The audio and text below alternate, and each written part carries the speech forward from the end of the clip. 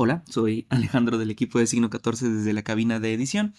Como bien saben, esta temporada quisimos experimentar con cosas nuevas para darle pues un aire fresco a los episodios, ¿no?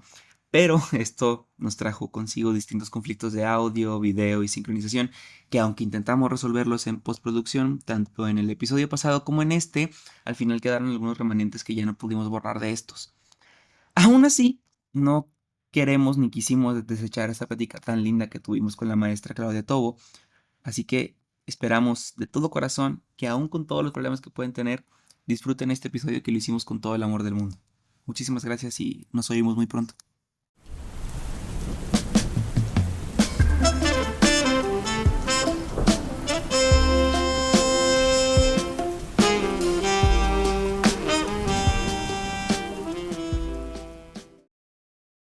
Pues ahora sí, bienvenidos a un nuevo episodio de su podcast Signo 14, el único podcast en el que Arturo ha aparecido menos veces que un gobierno transparente. No es cierto. Estamos aquí con la maestra Claudia Tobo.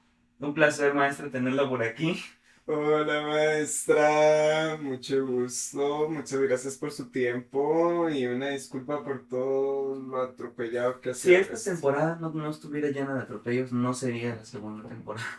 Sí, sí, Le contamos súper rápido, maestra. Hemos tenido, viera la cantidad de problemas con los últimos dos episodios que grabamos. El primero, no existió el audio. de En el, plano. en el segundo, se escuchaba de repente.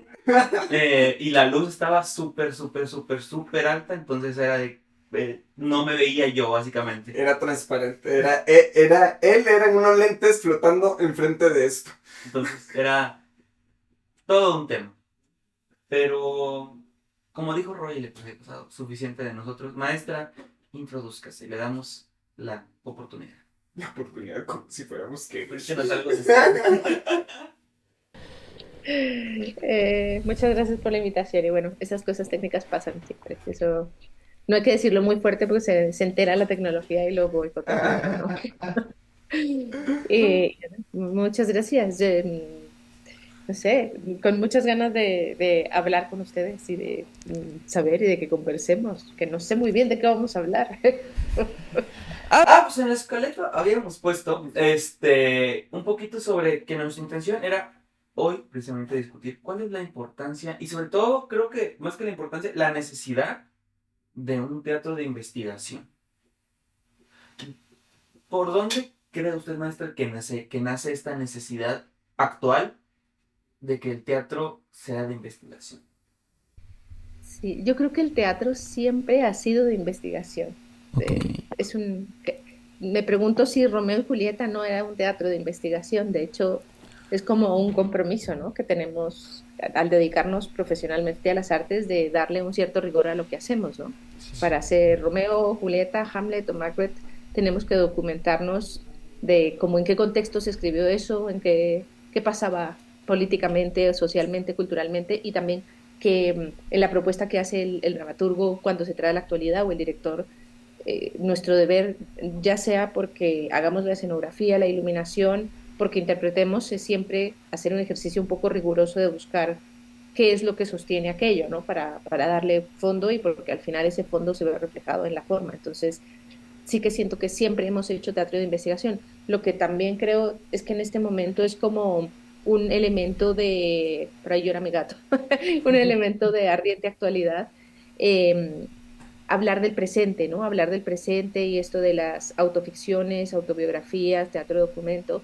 Creo que la pandemia y el momento como global en el que estamos nos obliga y nos orilla a hablar desde ahí, ¿no? Como desde el individuo y desde las realidades y las apropiaciones de los discursos. Y entonces, pues, como que más que nunca somos conscientes de que el teatro es un proceso al final de investigación de la realidad y como de cómo se relabora artísticamente aquello y cómo se plasma en el escenario, ¿no? O en cualquier plataforma que se haga. Wow, yéndonos un poco por el lado de esta cuestión de la investigación y para empezar, tiene un punto. O sea, completamente tiene un punto de que siempre hemos tenido que investigar para poder hacer esto. El hablar de un teatro de investigación, pues creo que a lo que más se quería ir Alejandro en sí es como la cuestión de la documentación de este teatro de investigación. O sea, hablando, yéndonos un poco por el lado de investigación-creación, ¿verdad? De la rama que está surgiendo desde hace como una década, década y media, de la investigación-creación en sí como en la universidad, digamos, que es todo es, sí, toda esta cuestión de poder documentar todo lo que se va creando durante la investigación, digamos. No, no, Sí, no, sí. no. Sí, creo que entiendo a lo que te refieres, como a documentar el hecho en sí de la creación, ¿no? Que Ajá, claro, y los procesos, que en realidad eso sí es relativamente nuevo, y creo que es relativamente nuevo sobre todo en América Latina. Creo que ujú, México está un poco a la cabeza de esos estudios. ujú, Hay otros países que también lo han hecho siempre, como Argentina, pero también es que por Argentina pasa la traducción de muchos de nuestros textos teóricos del teatro, ¿no? ujú, Claro. Pero sí que es de vital importancia porque ahora mismo quizá para ustedes no tanto, pero para mi generación, nuestros maestros no dejaron casi publicaciones. En realidad, como que a mí me pasa que muchas veces hago ejercicios en clase que me los enseñó un maestro y a ese maestro se le enseñó otro de los grandes maestros que fueron nuestros formadores, pero desafortunadamente ellos surgieron desafortunadamente y afortunadamente surgieron como de una especie de artesanía del teatro y no había una teorización como tal, entonces parece que no hay conocimiento de base en el teatro latinoamericano cuando en realidad sí que lo hace. Yo creo que como que de los primeros y una figura muy importante en eso es Jorge Dubati, que seguramente se los nombrarán un montón y demás, que habló de la importancia del convivio y de estas cuestiones de la reunión en torno al fenómeno teatral en América Latina, ujú, pero que ha pasado en todos los países, pero no se documentaba. Y también siento que eso es muy importante de la como eh, forma de dar estructura académica a las carreras de artes escénicas como la que hacen ustedes, que es aprender a documentar los procesos y eso es realmente nuevo y es muy importante y es necesario porque si no parece que hacemos como sobre la nada, ¿no? Que todo el tiempo somos ahí como unos hippies que corren por el espacio y dicen cosas, pero que no, aquello no pertenece a nada, cuando eso para nada ha sido así nunca, siempre ha estado ligado a procesos bastante eruditos en torno a la creación, ¿no? sí, de hecho, sí, tengo esta sensación de que el teatro, pues, ha mantenido como estas raíces un poco y que deberíamos de desenraizar un poquito esto de la cuestión ¿cómo se llama? Que se pasa de boca en boca, se me olvida. Y como una especie como de tradición oral, ¿no? Que tenemos Ajá, entre tradición todos. oral. Muchas cosas muchos saberes, entre esos, uno muy importante que es el teatro, sí. Ujú, sí, sí, sí, sí. Y justamente es pues, de las primeras cosas que nos ayudaron a mantener esta tradición oral, ¿verdad? El teatro, hablando de una cuestión cultural general, ¿verdad? Pero pues durante pues la evolución del teatro, por decirlo de alguna forma, hasta ahorita, hasta 3000 4000 años después, estamos como, este tratando de buscar esta cuestión de documentar ese tipo de cosas. Eh, Yéndonos por esta cuestión de la investigación-creación, del de verdad documentar todo esto, ¿qué tan... Ay, ¿de dónde partimos para documentar? Por ejemplo, porque entiendo este tipo de ejercicios, digamos, son cosas que a mí me gustaría mucho tener documentadas y varias las tengo documentadas, digamos, en mis bitácoras de clase, que algunas pues nos las piden los maestros y otras pues simplemente las hacemos pues por la mera costumbre de llevar la bitácora. Ahí viene como documentado, pero en un proceso de creación, de una puesta en escena, de un performance, de algo artístico. ¿Cómo filtramos las cosas? ¿O hay alguna cosa que deberíamos de filtrar? Y con filtrar me refiero a durante el proceso decir, esto Que sí, que no. ajá, siento que esto necesita quedarse documentado o absolutamente todo punto y coma es necesario documentar o cómo filtramos estas cosas. Yo siento que, es que, a ver, funciona en muchos planos. Sí, Voy a ir por partes. Creo que una parte es cuando lo que estamos haciendo es escribir, ¿no? Estamos documentando, no sé, un hecho histórico que ocurrió en Monterrey en el año 2001 y lo vamos a convertir en un texto y en una puesta en escena o en una pieza de danza o en una instalación o en tenga el soporte que tenga.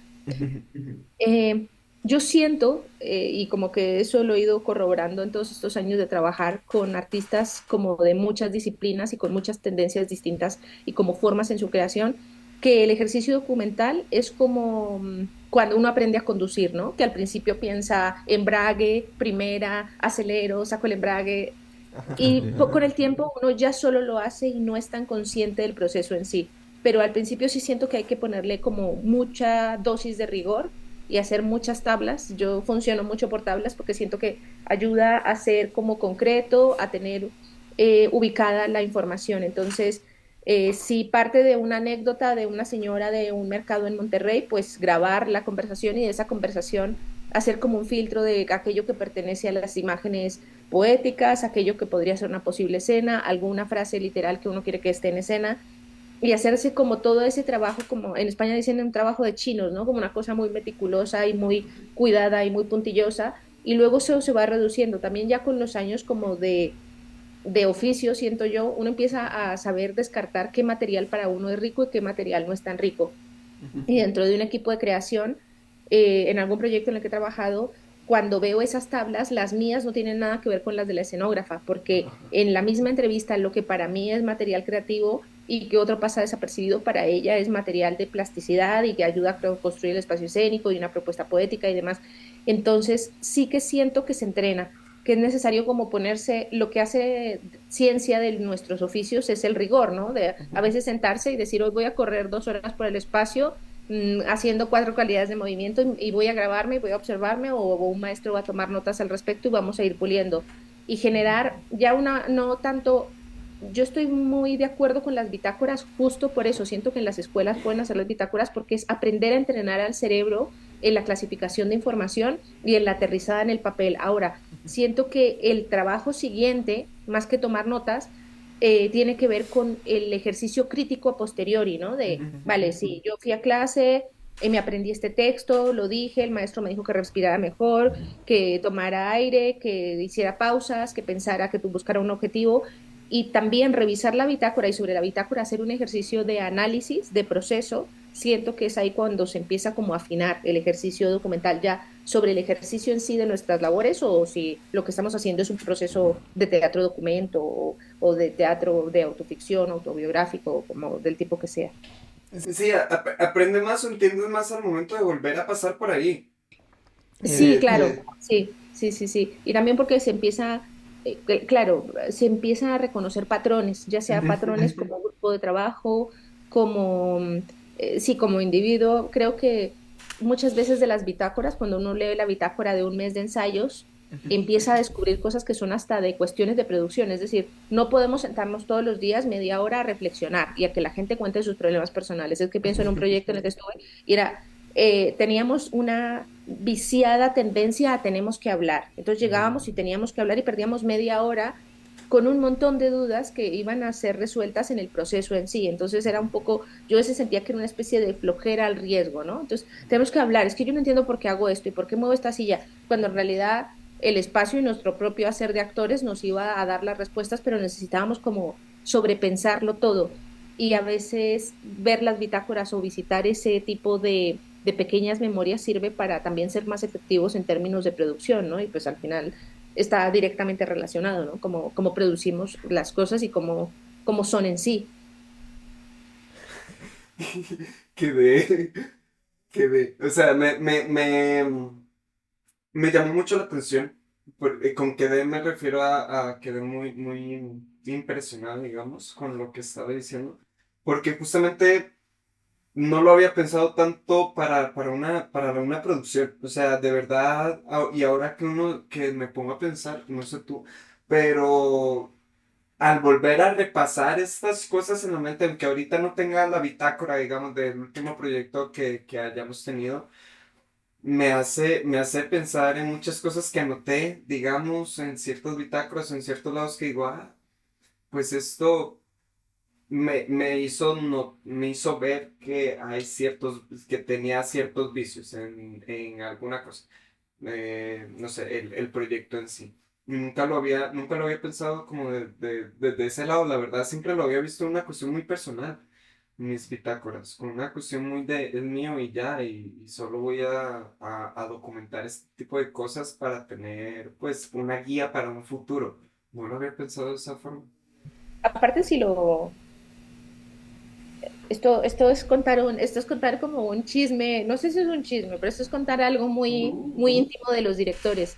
Y creo que no soy la única, lo comparto con colegas, y es que como director, como maestro de interpretación más todavía, pero como director o directora, percibes cuando un actor es aplicado con su bitácora. Y digo aplicado no es que tome nota de todo lo que le dice el director, sino cuando después se la lee y reflexiona. Dices, esta persona yo le estoy diciendo que tiene problemas con que corre mucho con el texto y se lo digo todos los ensayos y al siguiente vuelve y parece una bala con el texto. Y dices, güey, ¿para qué toma notas si no las estudia? Y Claro. ves al actor que es aplicado y más que aplicado es como riguroso en su trabajo, que viene y lo ves calentando y lo escuchas cómo va pasando el texto con una pluma en la boca más despacio y dices, esta persona está trabajando sobre lo que yo le pedí. Y la verdad es que esa es la diferencia entre trabajar con un actor talentoso y con un actor que es una joya, porque talentosos son muchos, pero una persona que digas, güey, gracias por hacer esto porque hay pocas cosas más cansadas que hacer 20 ensayos y repetir las mismas notas, porque hay momentos en que dices, güey, trabaja en tu casa, güey, te estás quedando conmigo, y hay momentos en que te desesperas y dices, Dios, ya no lo digo más, me doy por vencida, si lo dice mal, lo dice mal, tengo que pensar en las luces, en el espacio, en que tenemos problemas de producción, y entonces sí que hace parte de esa chamba que os toca a los actores, que vuestro rigor es ese, como es la parte de solucionar problemas y no darlos en una producción. Y a veces eso no, creo que yo pienso cuando yo estudiaba interpretación, no nos lo decían desde ese lugar él va a hacer la diferencia entre que te den chamba y no te den chamba a veces. Que cuando le preguntas a otro director, ¿qué tal con este actor? Nunca la pregunta es sobre su talento, porque das por sentado que es talentoso. La pregunta es sobre ese tipo de cosas, de llega a tiempo, ensaya, trabaja para el proyecto, y cuando hablas, el otro día estaba en un lugar en el que estaban hablando muy bien de un actor mexicano, y todas las cosas de las que se hablaba bien tenían que ver con eso, con que le decía al director, no sé hoy cómo, pero mañana te traigo una propuesta, porque yo he pensado que puede ser tal cosa. Entonces dices, guay, estamos trabajando en equipo, esto promete. Y sí, siento que el ejercicio documental desde el punto de vista de los actores funciona mucho por ahí. También creo que como eso se educa, puede ser muy bueno ser ayudante de dirección de las escenas de los amigos. Esto creo que es un ejercicio de training personal que hay que hacer, porque el hecho de llevar una bitácora del ensayo del otro nos sirve, a veces se nos pasa cuando nos estamos formando como actores que de lo que más aprendemos es de ver cómo, con perdón, la riega el otro y cómo aprende el otro, ¿no? Dices, ay, güey, eso me Claro. está pasando a mí, pero cuando lo ves fuera, un poco lo interiorizas. Y ser el ayudante de dirección de la escena de amigos es un trabajo que lo vemos por encima del hombro, y yo creo que eso debería ser asignatura obligada en las escuelas, porque aprendes a cómo se estructura el ensayo de mi compañero, compañera o compañere, qué hace durante el ensayo, y apuntar de María entra por la derecha, deja una vasija en el centro del escenario, Pepe se sienta en la izquierda, se pone una gorra, luego se pone una corbata, apuntarlo todo, que es el ejercicio complicadísimo de ser ayudante de dirección, que esa es la bitácora. Y luego está el libro de dirección, que ese requiere el grado siguiente como de inteligencia y depuración con respecto a ello. Es María, cuando María dio dos carreras corriendo antes de entrar al escenario, la energía del texto fluía mejor. Cuando Mario se puso la gorra y se le olvidó el texto. Entonces es mejor que diga el texto primero y luego se ponga la gorra. Todas esas cosas que son como el hilar fino de nuestros oficios, el hecho de verlo desde fuera ayuda mucho a aprender a estructurarlo. Y creo que a veces, yo pienso en mi época de estudiante de interpretación, que lo echábamos como en saco roto, que era como, ay, la cosa de, bueno, tengo que ayudarle a estos a que hagan su escena, y yo ahí miro a ver qué hacen y a ver qué me dicen que les tenga que decir. Y como hacerse proactivo en ese ejercicio sirve mucho para observarse y para estructurarse, ¿no? Y siento yo que a veces eso como que no le vemos la utilidad y la tiene. Sí, es un ejercicio de documentación no solamente personal, sino sí, Comunitario. comunitario. Sí, al final viene siendo como una herramienta no solo de aprendizaje, sino también como a la vez de enseñanza, podríamos decir. ¿sí? Porque puedes usarla para crear conciencia propia, pero a la vez el documentar al otro y después compartirlo ayuda a crear conciencia en ellos y a nutrir tu proceso de aprendizaje y su proceso de aprendizaje. Entonces, al nutrir tu proceso, nutriendo el del otro, se vuelve una herramienta de enseñanza también, que lo hilo un poquito con lo que hemos estado viendo en didáctica. Se vuelve un recurso didáctico la documentación escénica. Se vuelve un recurso casi que necesario por parte tanto de los actores como de las personas que están por fuera. Idealmente podríamos decir que sería buenísimo que el público tomara notas durante una función o durante un ensayo y que al final compartieran sus notas como una herramienta en la que ellos aprendan un poquito del proceso, aprendan un poquito de lo que están viendo más allá de lo que están viendo y así nutren también a los intérpretes, a las intérpretes que estén en escena como para, sí, como esta idea de noto estas cosas en ti, no sé qué hayas notado tú, pero hacemos un match entre lo que yo noté, lo que tú notaste, lo que notamos juntos, lo que notaron por fuera, como esto de lo tuyo y los míos y los nuestros, y hacemos como la mezcla y nutrimos los procesos. Pues, Sí, sí, sí, sí, sí, sí, totalmente de acuerdo. Y también siento que hay algo y es que todo en esta vida se entrena y una de las cosas que más plasticidad tiene de nuestras herramientas es el cerebro. Y entrenamos mucho el cuerpo, estirar las articulaciones, pegar saltos mortales, hacer plie, chassé, mi plie, pero, pero habría que también clasificar las habilidades que nuestro cerebro de artistas, actores, ya sea actores, bailarines, músicos, directores, aunque parecen que nuestros trabajos son diferentes, que sí tienen matices y tienen como especificidades, aprender a pensar, porque ya pensamos, nacimos pensando y nacimos reflexivos y creativos y demás, pero a veces ponerse en el ejercicio de ver el trabajo de un compañero o compañera y pensarlo en términos de cómo está distribuido el espacio, qué está pasando con los cuerpos en el espacio, qué están contando los cuerpos en el espacio, está funcionando, no está funcionando, qué está pasando con la respiración de mi compañero, compañera, compañera que está interpretando, qué le pasa cuando no respira, qué le pasa cuando sí respira, qué le pasa cuando se agita, qué pasa con el uso de sus dos hemisferios del cuerpo y el trabajo con el texto.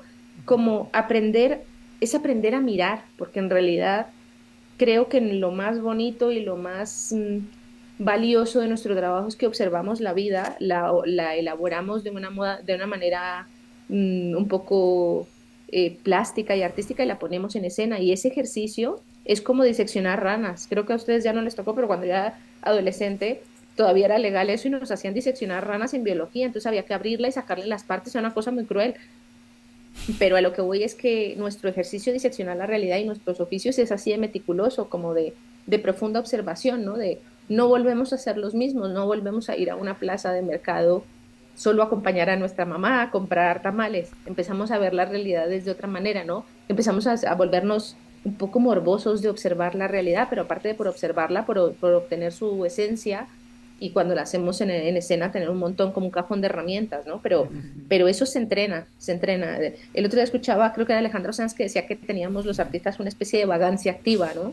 Te parece que no estamos haciendo nada, pero ese no hacer nada y estar maquinando sobre algo es un pedazo de trabajo mental. Es Eso es difícil que realmente las personas que hermoso. no se dedican a esto no lo crean porque dicen, este está mirando aquí a la nada, pensando en la nada, o aquí viendo pasar gente, pero es una de las cuestiones como el trabajo aparentemente no tangible de lo que hacemos, pero que se tiene o no se tiene, ¿no?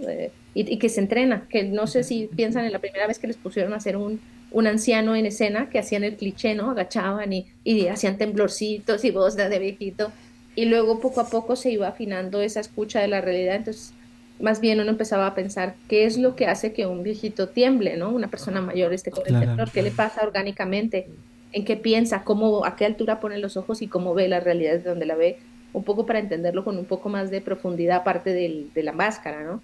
Y sí, siento que eso se extrapola a muchos niveles de lo que hacemos, como entrenar la observación. Y creo que a veces hablamos poco de eso. Yo siento que como es un saber que lo tenemos de fábrica, por default, no lo sentimos que ahí está y que no hay que entrenarlo. Yo creo que sí que es súper, hay que entrenar los ojos.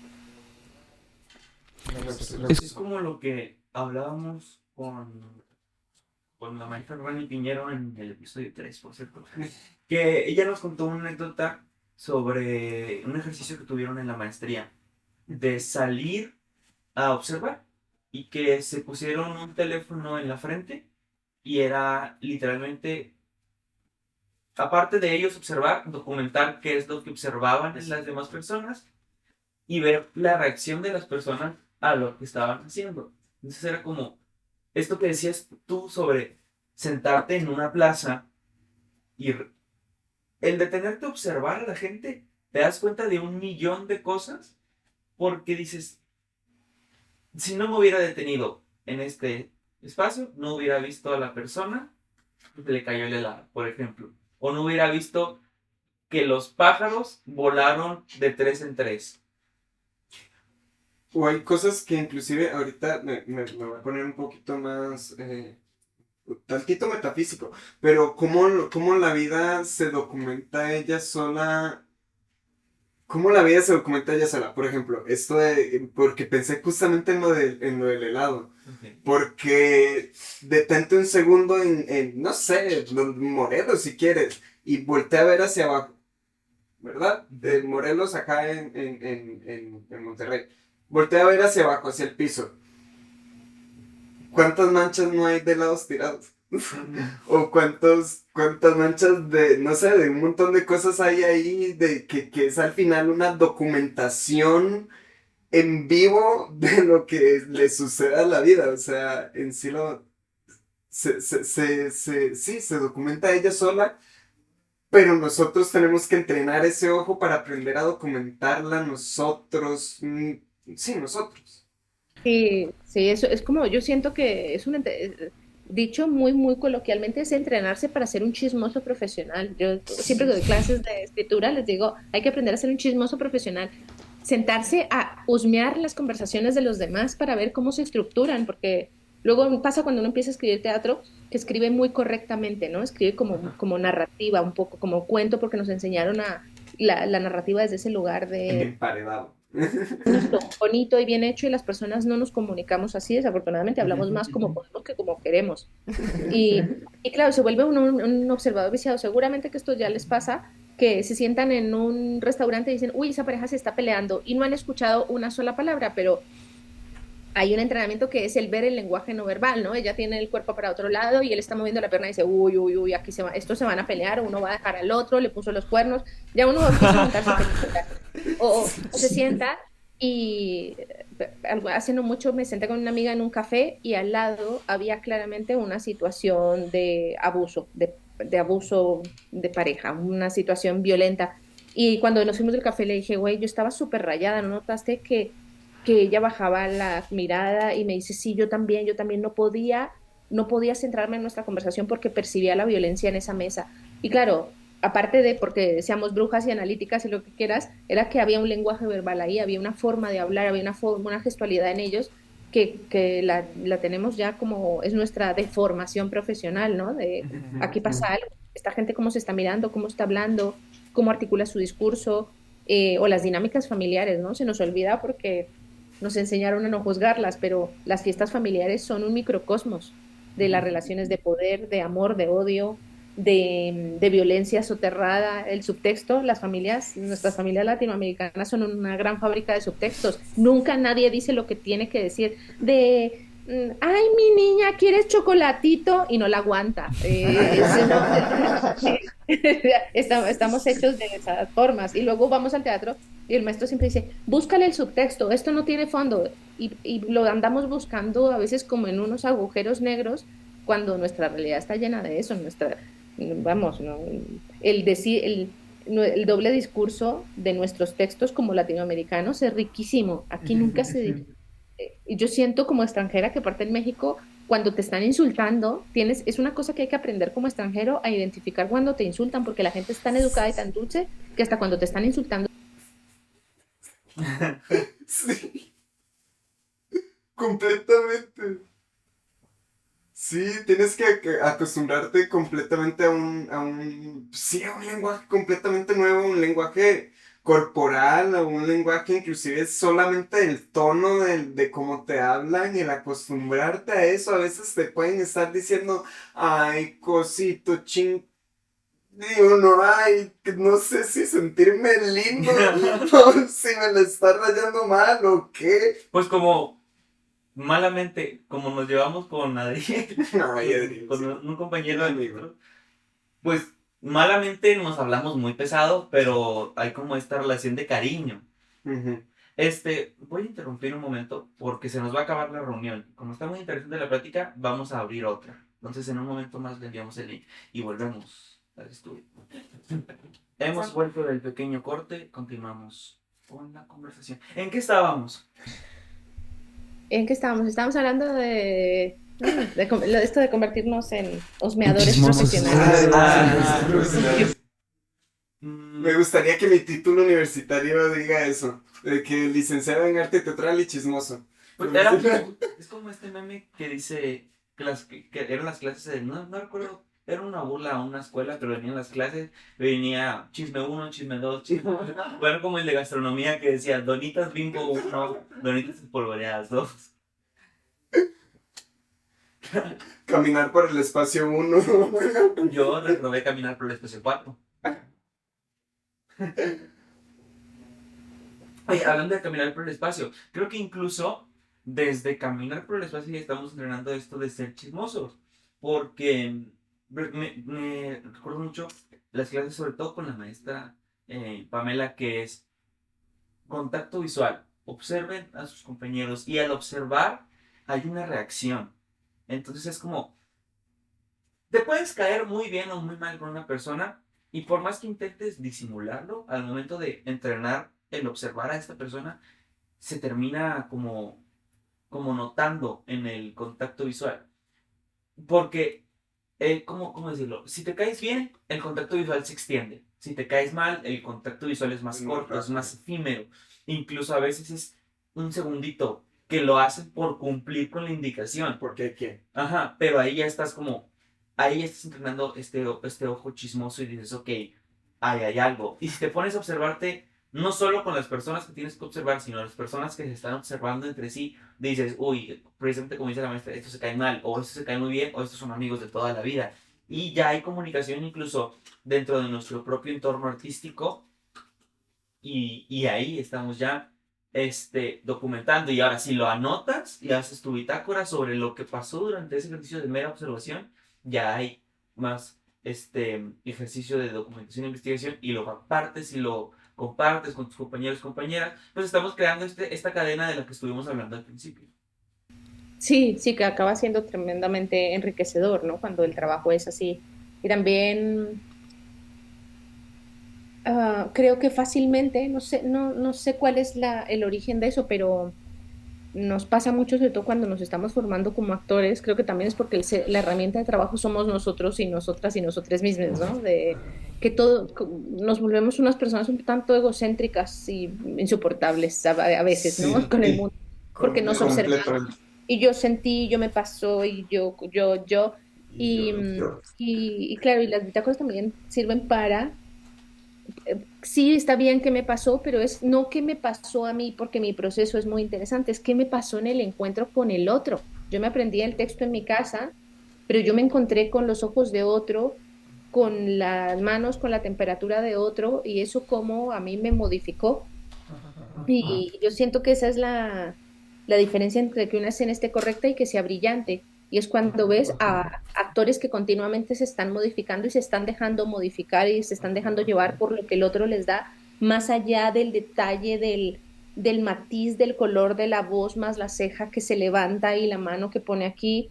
Empieza a estar viva cuando ves a dos personas que se están modificando y se están sorprendiendo, aparte de como personaje, se está sorprendiendo el actor de lo que el otro le está dando, ¿no? Que pasa cuando el ensayo va mal y a uno se le va el texto que empieza a estar más vivo que nunca, ¿no? Que revive la Sí, escena, se estaba cayendo el ritmo, a alguien se le cayó algo, se le rompió el vestido y empieza la obra a ir súper bien. Y es porque todo el mundo empieza a observar y a escuchar de verdad. Cap, se nos rompió el vestido y ahora ¿qué vamos a hacer? Y entonces todo el mundo empieza a estar alerta de verdad y no porque fácil caemos, creo, por esta cosa que decía de nuestro un poco egoísmo, así, a hacer que miramos y hacer que escuchamos. Hago como que, pero en realidad no lo estoy haciendo, ¿no?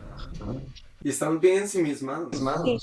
Sí, y porque entramos un poco en esa dinámica como cuando tienes una pareja a la que ya no quieres que te habla y haces como que miras y haces como que estás, pero si vicias eso, si te acostumbras a esa comodidad, las cosas se suelen caer, suelen estar poco vivas, ¿no? Que son esas obras que uno va a ver y dice, qué bien todos, qué talentoso, qué bien cantan, qué bien declaman, pero te vas y hablas de otra cosa, ¿no? Sí, Pasó sin Claro. pena sí. ni gloria, sí. Sí, sí. Y justamente con lo que estabas diciendo, Ale, ahorita de que este ejercicio empieza desde las clases, claro que sí. Pero, a ver, ¿cómo lo digo? Es algo que, para empezar, es obligación nuestra casi ser esos chismosos profesionales. O sea, es obligación nuestra porque en ese momento es a donde de verdad abres tu mirada, abres tu percepción y recibes esos estímulos. Entonces, devuelves los estímulos, pues, por ponerle un nombre, devuelves esos estímulos de una forma muy natural o una forma real, más que, sí, real, más que una cosa, porque tiene que ser así, sino simplemente abres tu percepción. Genuina. Sí, genuina, Sí, y también, genuina. también pasa que nuestra formación es una deformación, ¿no? Porque Ajá. fuimos educados para que parezca que tú me caes bien, para que parezca que esta situación está controlada, para que parezca que, y el entrenamiento más difícil del ejercicio de los actores es aprender a que sí se me note que me molesta, a que sí se me note que me afecta. Entonces es ir a la contra un poco del constructo social, ¿no? Es lo que hace diferencia a un niño de un adulto es que los niños no se autorregulan, ¿no? No me estoy hablando con vosotros y tengo ganas de ir a tomar café y tengo mucha hambre y voy a ponerme a llorar y entonces ya no sigo con la entrevista. Y a mí me enseñaron que no, hay que los adultos se respetan, tienen sus tiempos, pero claro, pero a lo que nos insta el trabajo de los actores y lo que nos gusta ver en el escenario es que yo aquí dentro tenga una niña que diga, bueno, sí, sí, muy interesante la entrevista, yo me quiero ir a tomar mi café muy bonito, hasta luego, saludos a Nuevo León y me vaya. Eso es la teatralidad, es dejar salir a ese niño que nos prohibieron, porque pues si no nos sacaríamos los ojos, ¿no? Tenemos una parte salvaje. Pero, pero claro, es una deseducación, es aprender a que sí me afecte. A veces a alguien uno le habla de una manera y quiere ponerse a llorar, pero no se puede. El jefe, si trabajas en McDonald's haciendo patatas y te ríes, ya te fuiste. Entonces no puedes llorar, pero los personajes sí se pueden permitir eso, ¿no? Y uno va al teatro para que a otros les pasen cosas que a uno no le pueden pasar, ¿no? Y Ok. eso es bonito, pero también es muy cansado de nuestro trabajo, ¿no? Estar todo el rato abierto en canal a que todo sí te afecte, a que todo sí te duela y aprender a regular eso sin, como dicen aquí en México, sin que se te huele la canica por el camino es una chamba también complicada de autocuidado, pero sí, nos movemos en esos territorios como de la fragilidad que no están bien vistas socialmente, pero que para nosotros son nuestro material de trabajo. Sí, a mí, por ejemplo, una vez me puso en Costa Rica, la maestra Dayanara Guevara me puso un trabajo.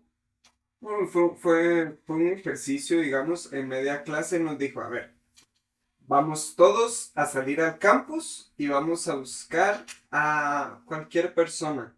Nada más que necesito que la observen.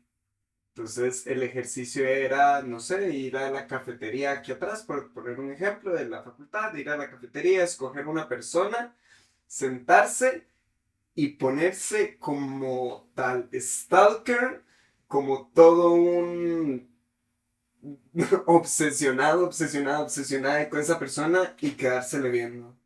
Y observarla y apuntar cada cosa, cómo respira, cómo se mueve, cómo se acomoda el pelo, cómo cada mínimo detalle y llegar con la misma maestra y decirle, mira, aquí está y tenías que hacer un ejercicio con ese personaje. Tenías que de verdad pasar esa documentación que tuviste, primeramente una documentación personal visual a pasarla al texto y que, bueno, a un texto, a una documentación física, digamos, sí, textual, literaria, no sé, y de ahí pasarlo a tu cuerpo. Entonces, me pareció muy interesante ahorita que es esta deconstrucción, esta forma tan rara que tenemos de aprender a desaprender cosas que a mí me hubiera sacado mucho de pedo, digamos, que un vato X me hubiera llegado y darme cuenta que un güey a los 5 metros está así. Viéndome y apuntando cómo me muevo. No, no, no, no, claro, no, no, lo denuncias por acoso. Sí, pero No, sí, sí, eso es, está, es- está muy interesante, sí. Qué, qué complicado, qué bonitos, ¿no? Porque los decidimos estar ahí y dedicarnos a estas profesiones, pero qué complicado, qué complejos son estos oficios porque justo ponen en valor cuestiones que la sociedad parece no necesitar, ¿no? Y por otra parte, qué necesarios somos pues, también para que las sociedades se drenen la locura, ¿no? Bien que veamos una película como Kill Bill para que no queramos hacer lo mismo. Claro. Entonces, wow. sí, eso es necesario, pero Justamente queríamos, sin irnos mucho del tema, queríamos hablar un poquito y que nos contara sobre todo, tengo entendido yo, a lo que conozco de usted, de hecho yo tomé uno de los festivales en el antepasado, no, el antepasado, yo tomé ese taller de unipersonales, este, y ahí nos contó un poquito sobre una trilogía, o es una trilogía o algo así de sus obras. Queremos saber un poquito sobre más o menos cuál es el objetivo, de qué van, como para compartir, porque tengo entendido que es un proceso que ha sido muy importante para usted. Queríamos como conocer un poquito sobre él, ver, ver qué tal. Quiero recalcar, maestra, que esto se supone que no es una entrevista. Ah, claro, pero es importante también como, Pues ponernos en contexto también con quién estamos. claro, y es muy interesante porque ahorita lo tengo muy vago, porque ya fue hace casi 4 años. Entonces, eh, hay algo muy interesante que nos dijo la maestra, que no recuerdo qué es, pero me interesa volverlo a escuchar y sé que va a salir aquí. ¿Qué tan buen documentalista eres? Hey, tengo mis notas y tengo mis documentos de taller. sí. Eh, sí, recuerdo que el primer taller que yo di en FAE fue, creo que fue teatro documento, no fue creación de unipersonales, y en el segundo fue teatro documento, si no recuerdo mal. Y sí, que un poco mi trabajo se centra ahí, también tiene que ver con de dónde vengo, ¿no? Yo soy, de primera formación soy actriz y después ya me formé para ser directora y dramaturga y todo lo demás, ¿no? Y colgadora de focos, vendedora de boletos y creadora de carpetas. Pero de primera soy actriz, entonces sí como que el ejercicio unipersonal resulta ser un camino, no, no fácil, pero sí como un camino posible cuando uno se gradúa, ¿no? De como hacia dónde moverse, qué contar. Después, yo mi primer unipersonal lo hice cuando ya me había graduado de dirección, ya había hecho mi proyecto de final de carrera y claramente era inviable moverlo porque era una escenografía grandísima, eran 3 actores en escena y yo no podía costear aquello, tenía que, si quería dirigir, tenía que un poco hacer un casting y llamarme, contratarme yo a mí misma y ver qué hacía con aquello, ¿no? Y a mí el ejercicio documental me ha interesado siempre. Creo que tiene que ver con esto de ser chismoso. Yo estudio a veces cosas que no sé muy bien para qué estudio, pero me resultan interesantes. Me gusta mucho la política, la sociología, la filosofía, y a veces parece que eso está como lejos. Cuando yo estudiaba para ser actriz era como, ¿para qué madres leo esto? Pero no, sí tenía mucho sentido, pero como, sí, como una especie de curiosidad, una tanto obsesiva, ¿no? Pasa que yo soy migrante y ahora mismo remigrante. Yo nací en Colombia y migré a los 17 a España y ahí me formé. Y yo me fui en el momento más álgido de la guerra en Colombia y viví viví los 90 colombianos que fueron muy violentos. Se parecen afortunadamente mucho a este momento que vive México. Ojalá no se parecieran tanto, pienso a veces, porque cuando me despierto, cuando escucho a mi voz, a mi alrededor lo que se dice, digo, esta es la Colombia en la que yo crecí. Y ya estando en España me molestaba mucho que eran las agencias de noticias las que hablaban de la guerra en Colombia, como ahora se habla de México y de la guerra de los narcos, que quien no pasa por aquí piensa que, que todo el día se está matando unos a otros y que todos son narcos. Y con Claro. Colombia era lo mismo, son todos guerrilleros y se matan todo el día. Y eso me producía mucho dolor y mucha molestia y decidí hacer un ejercicio documental, una obra documental sobre las mujeres campesinas desplazadas por la guerra en Colombia. Entonces, es esta trilogía que ahora estoy con la tercera parte que está siendo farragosa de hacer y de pensar, ¿no? Pero la primera habla de qué pasa cuando los campesinos tienen que salir huyendo del territorio porque los grupos armados convierten su espacio en un terreno de batalla, ¿no? Un poco que es justo el momento que está viviendo México. Esa obra habla de ese desplazamiento, de a dónde llega a vivir esta señora en Bogotá con sus hijos, y la obra transcurre con ella vendiendo arepitas, que serían como las gorditas, con café en el portal de su casa, y contando lo que le pasó. La segunda ocurre cuando se firman los acuerdos de paz y estas personas, este personaje es ficticio, está basado en documentación, pero el personaje es ficticio, regresa a su pueblo y está deshecho, su casa está en ruinas por la metralla y las bombas, y pasan por allí observadores de organizaciones internacionales, están en la reconstrucción, tiene que ver a las personas, al hombre que la violó, al que mató a su papá, ver qué hace, si perdona, si no perdona, un poco qué ocurre con este momento de la historia de Colombia, ¿no? Y la tercera, que estamos en ese, es Colombia atraviesa ahora un momento como de posconflicto muy crítico, ¿no? No se sabe si sí nos vamos a respetar y vamos a conseguir vivir en paz o si va a volver a aparecer los grupos armados y va a como a recrudecerse la guerra. Entonces, también es una escritura desde la crisis. Ahora mismo me pasa que un día escribo una cosa, pero la realidad no es lo que está pasando. Y que es aterrador pensar que el personaje que yo escribí muy probablemente lo matarían. Eso es como un duelo con el que estoy batallando como escritora, de muy probablemente este personaje que es una mujer peleona y aguerrida, su vida correría peligro, muy probablemente la matarían. Entonces intento decidir qué contar de eso, ¿no? ¿Qué hago? ¿La dejo a la mitad de la obra y la otra mitad ya no está porque la mataron? No, no sé. Hay que buscar desde dónde se cuenta eso. Y sí, me interesa el ejercicio documental porque me parece que es necesario que contemos el presente, que nos informemos para ello y el presente nuestro y el de otros, otras y otras también, que ahí yo sé que entro en terrenos como muy controversiales, pero en los que creo que sí con el tiempo he hecho como, o a día de hoy tengo una postura clara y es que tenemos derecho a hablar de las historias de otros, otras y otras porque somos artistas. Es Claro. decir, vaya triste si yo solo puedo contar la historia de una mujer de 42 gorda y con el pelo decolorado. Y siento que pese al empoderamiento de todos los grupos y colectivos de la sociedad, que es súper importante, los artistas tenemos que defender como leones la parcela que nos corresponde de libertad.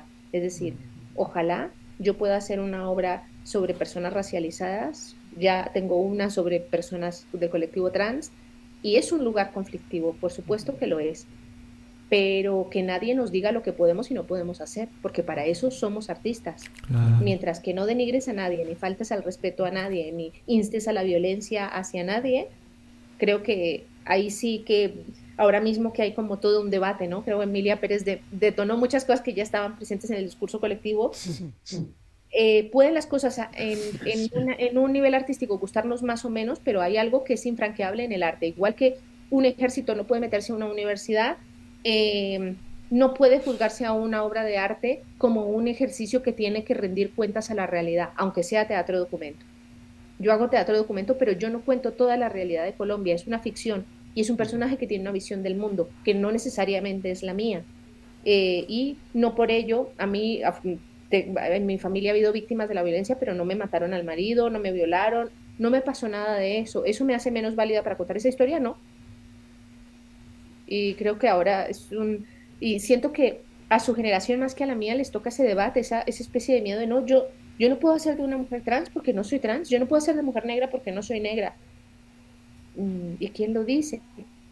Me parece muy valioso que una mujer negra haga de una mujer negra. Bravo por eso y que una gorda haga de gorda. Pero justo los actores se forman para darle vida a otros personajes que no son ellos mismos y justo la naturaleza y la potencia que tiene el teatro de transformar la sociedad es la capacidad de ponernos en los zapatos de otros, otras y otros.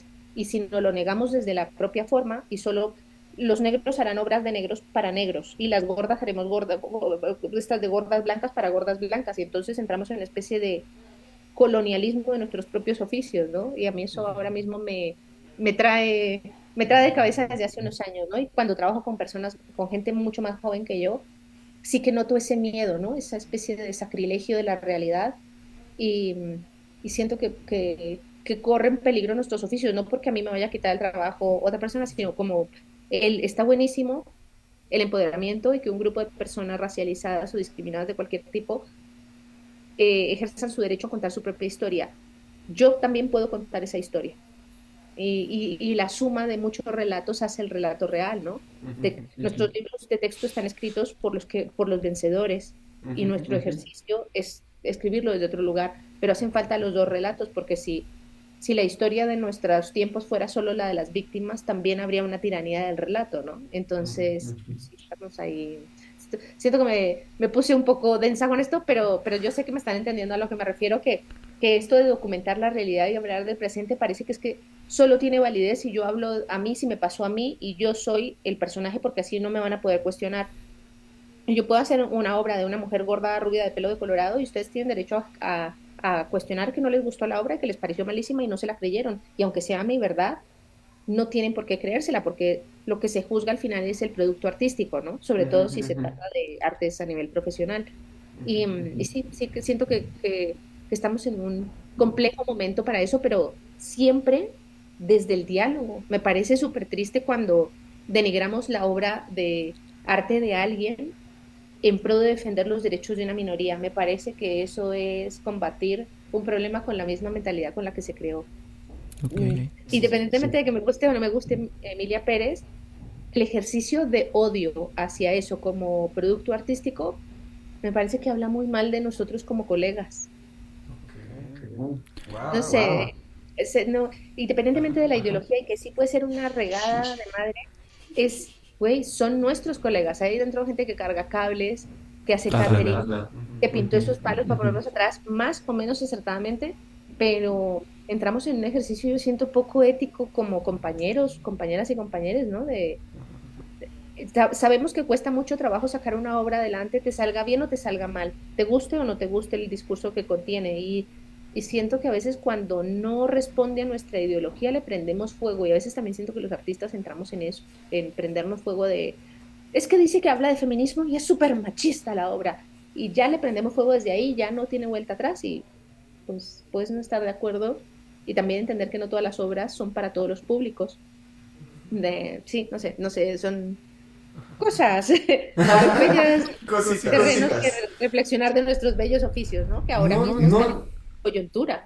Sí, claro, y de hecho son cosas que, pues, a ver, yo en el episodio perdido, en el episodio perdido, justamente en este episodio que, pues, que no va a tocar la luz del sol porque no tiene audio de plano, en el episodio perdido de signo. Sí, sí, justamente. Ahí justo estaba hablando un poco con respecto a eso. Estaba hablando, bueno, también lo dije con José Olivares, creo, en el episodio de José Olivares. Como artistas o como gremio artístico, sí, porque no me gusta decirme artista, pero como un gremio artístico, nos serruchamos un chingo el piso. Sí, nos quitamos las propias tablas. No, sí, nosotros solitos, entre nosotros, nos tiramos tanto. Sí, no, no, somos nuestros peores enemigos. Sí, nos damos Sí, con todas. sí, completamente. Y pues para bien y para mal. O sea, con para bien y para mal me refiero a que a veces haces críticas o a veces tocas puntos con ciertas personas de X trabajo, pero es como un tipo de, entre comillas, crítica constructiva, por decir algo, porque la verdad siento que la mayoría de veces que hacemos ese tipo de críticas las hacemos desde el ego. Y... Ajá, y entonces tratamos de restregar el que es que yo. Soy moralmente mejor que tú. Ajá, podemos Es hablar. que, Sí, sí, sí, sí, probablemente. sí. Somos buenas personas en general los artistas, pero no nos libramos de la cuestión humana, ¿no? Somos mezquinos, somos envidiosos, nos frustramos y So- Somos más egocéntricos que la mayoría de gente de la vida, digamos.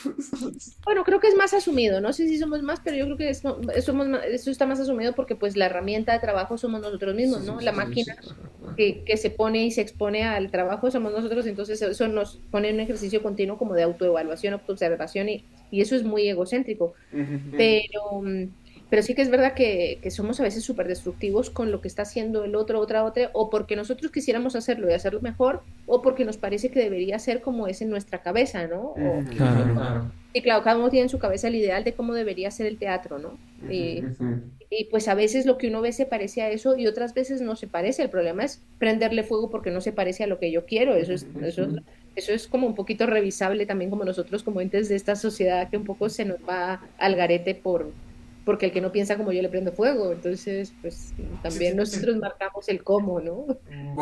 Voy a mencionar algo un poquito históricamente delicado, pero la noche en que se quemaron los libros en cierto régimen, pues va más o menos por ese lado, o sea, solo porque no piensas como yo pienso que debería de ser.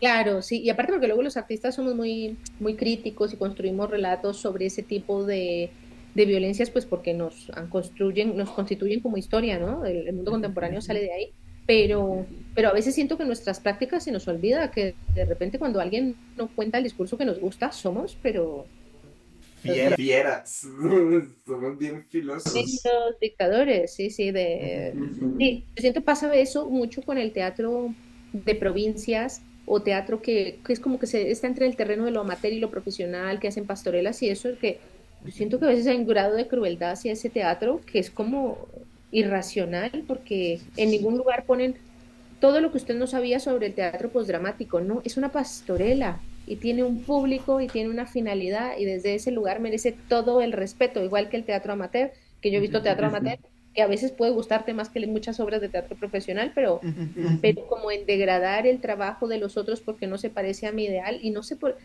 intento reflexionar por qué caemos ahí, pero el caso es que caemos y yo siento que no construimos mucho, no construimos como gremio, ¿no? Sí, sí, justamente hablando con el maestro, con el maestro Renier Piñero, ¿verdad? Piñero. Es que siempre le digo Piñeiro, le agrego la I, no sé por qué, a mí me suena mejor. Piñero, el maestro René, estamos montando pues esta obra de la Odisea, ¿verdad? Y hay una escena muy en específico que nos pone en jaque a nuestra moralidad, pero justamente lo que nos dice, suelten esta parte moralina, esta voz moral que les tiene aquí susurrándoles que lo que están haciendo mal, que lo que están haciendo está mal porque no es así. Eres artista, eres actor, estás en un salón de ensayos y estás tratando de mostrar una realidad, de mostrar una situación que si te dejas influenciar por la moral que tienes aquí hablándote y no por la ética de verdad, mostrar lo que se debe demostrar y tú como artista tener el derecho de demostrar lo que se debe demostrar en escena para que llegue al público como debe de llegar, pues no vas a avanzar. Y así en cuestión de actuación, en cuestión de escritura, en cuestión de todas las dramaturgias que gustes, ¿verdad? Eh, Sí, eso apela a que nos enseñaron a ser buenos, ¿no? Aunque luego no lo seamos, pero nos enseñaron a ser buenos o que deberíamos tender a ser buenos, pero has dicho algo que es muy acertado y que está en esto de la línea de las cosas que vinimos a desaprender para dedicarnos a estos oficios y es los actores en su oficio, en su trabajo pueden ser los más morales del mundo, pero el hecho en sí del acto de interpretar es amoral. Si entras en ser moral, perdóname, pero vas a hacer obras muy mediocres, porque cuando quieras ser un asesino serás un asesino a medias. Y mira, qué fortuna que podemos hacer a 20 personajes y ninguno de esos de verdad se va a cargar a otro. Hay Claro. gente que gobierna un pueblo y se lleva a muchos por delante con sus decisiones, jugándole para el bien común, ¿no? Entonces, hacemos algo esto es una cuestión que tiene que ver con el fondo de lo que hacemos y que a veces se nos olvida, y es que hacemos algo que parece no tener resultado, porque nosotros no le salvamos la vida a nadie ni matamos a nadie con lo que hacemos, pero está lleno de sentido. Y muchas veces gente que nos gobierna, nos lidera o lleva a grandes instituciones que nos afectan, hacen algo que parece que tiene mucho resultado y está falto de sentido. Hay ahora mismo grandes líderes en el mundo que es una sin razón. Y poner eso en escena requiere que aprendamos a quizá entender sin juicio de valor a por qué alguien disfruta de matar gente. Por ejemplo, un psicópata, ¿dónde está el placer de destrozar a otros? Porque hay un placer y es súper complicado pelearse con uno mismo, decir es que tengo que disfrutar este momento. Esta persona disfruta este momento, como comerse un banquete, disfruta mandar a matar gente. Y está complicadísimo. Yo recuerdo que mi primer personaje de cuando estaba estudiando interpretación en teatro clásico éramos muchas chicas y pocos chicos en clase y yo era el comendador y violaba a Laurencia. Y recuerdo que lloraba, siempre era, güey, ¿cómo voy a violar a alguien? Y siempre me decía la maestra, parece que le pides perdón y yo es que no puedo, no. Y bueno, pues es la chamba, ¿no? De como apartar esa cosa, ese juicio moral, ¿no? Que menos mal lo tenemos en la vida, Sí, pero sí. aparte porque si evalúas lo que ocurre en la vida está llena de doble moral, ¿no? Todas las personas a las que les ponemos nuestra vida en sus manos nos dicen que van a hacer cosas muy por el bien común y luego eso no es tan verdad. Y luego nosotros podemos jugar un poco ser los tiranos porque queremos contar algo, ¿no? Pero no está fácil, ¿eh? Ese es uno de los trabajos más complicados como actor. Y aparte porque tenemos muy grabado a fuego, no puedes ser malo, no puedes gritar, no puedes insultar, y eso está ahí y es como aprender a apartarlo y decirle, no, ahí te queda su juicio moral que yo vine aquí a jugar para contar algo y esto va más allá pero no está fácil, ¿eh? No, no. No, es el aprender a desaprender ese tipo de cosas, ese tipo de juicios que tenemos. Y qué bien, qué dicha que tenemos esos juicios, como dices, pero como dices, ya la tuteé. Como dice usted, maestra, ya se me fue la idea por la vergüenza de tutearla. Sí, justamente justamente ese pleito es uno de los que estoy llevando ahorita, que ha sido de los peores que he tenido en mi formación. El hecho de que justamente esa escena es para eso, es una escena de violación, sí. Entonces somos muchas personas haciéndolo a una sola chica, entonces son cosas que pesan, que están densas, pero que al final pues no sirve solo para la cuestión de interpretación, el quitarse esa cosa moral de encima, como estábamos hablando ahorita, de la cuestión de porque yo no puedo contar esta historia solo porque, no sé, porque yo no puedo contar la historia de migrantes nicaragüenses que vienen desde Nicaragua y llegan aquí, pasan por la bestia y pasan por todas estas cosas densas cuando yo soy un migrante de Costa Rica, pero no pasé por todo esto. Porque yo no puedo contar eso si a lo mejor no fue mi realidad el tener que agarrar la bestia para llegar hasta el norte, pero, pero sí es la realidad de mucha gente de la cual me afecta en una cuestión emocional y que me gustaría poder mostrarla de una u otra forma, pero porque no podría.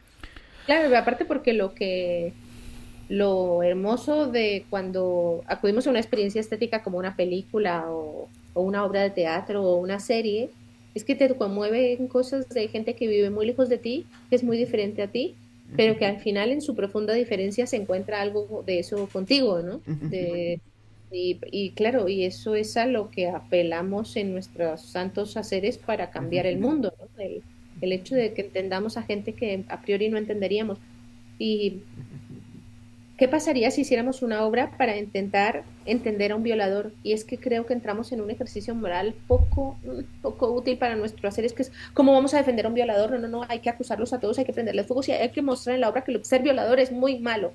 Lo cierto es que hay hombres, supongo también mujeres, pero lo siento chicos, les tocó ese marrón por el patriarcado y el constructo del imaginario sexual, pero eh, hay hombres que tienen fantasías violadoras. ¿Por qué negamos indagar en ello? ¿Qué le pasa a alguien el día que siente impulso de ir a agredir a otro?